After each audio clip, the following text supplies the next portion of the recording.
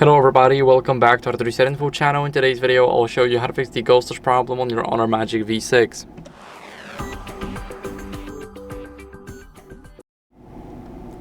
So first, what you guys want to do is remove a screen protector or case. It's very important, but before you remove a screen protector, make sure that you already removed the original one.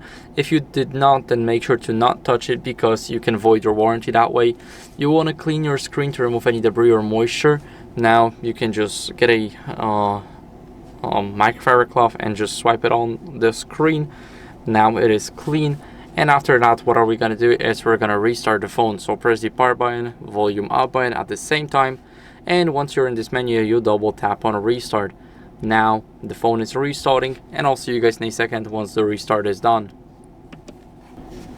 After the restart, what are we going to do is we're going to go over and update our software. So open up settings and scroll down to system and updates. Here you tap on software update, and you want to make sure that you're on the latest version, so you're up to date just like me. And if you're not, here at the bottom you'll have the button to download and install the latest version.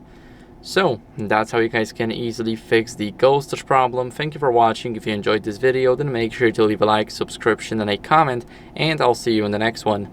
Bye.